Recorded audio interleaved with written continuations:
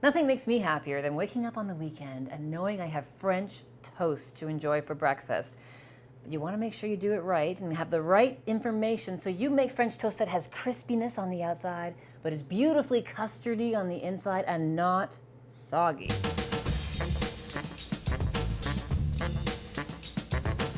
The bread is so important because it has to be sturdy enough to handle the batter and not fall apart.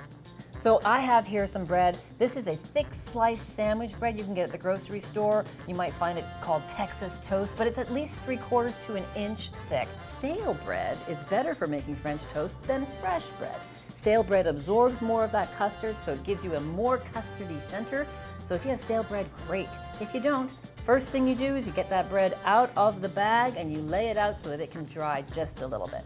So let's make our batter. I'm gonna start with some eggs. I'm gonna add some milk, some sugar, some pure vanilla extract, salt, and then we're gonna whisk this together. When you go to soak your bread, it's easier obviously to soak it in a flat container. So I'm gonna transfer it now from this bowl into a shallow vessel, just so that bread can sit there and soak up that custard well. Texas toast into the custard. Let that soak while I preheat my pan.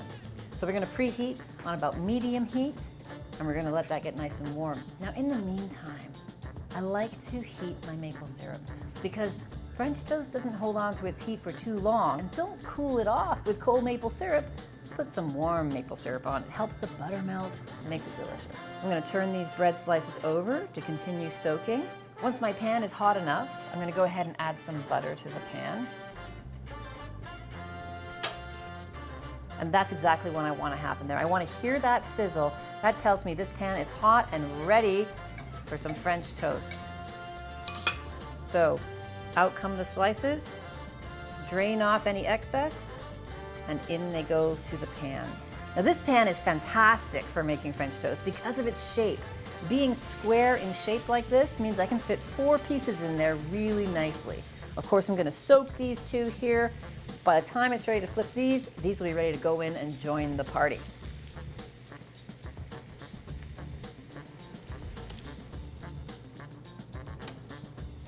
So over they go, nicely browned on that first side. I'm gonna give these 2 a little more time, but not too much longer because they're catching up fast. So we've had this on medium heat. It takes a little time, but you don't wanna have it too high because if you have the temperature too high, you cook the outside, brown it too much before the inside really gets a chance to cook. So 4 pieces here. I'm just pushing in the center to make sure it feels firm and not too soggy or wet. As soon as I'm there, I'm ready to plate it up. Let's put some blueberries all over. And then the maple syrup.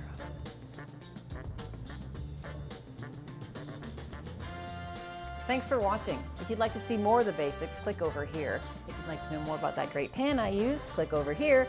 And if you have any recipe suggestions or questions, leave them in the comments below.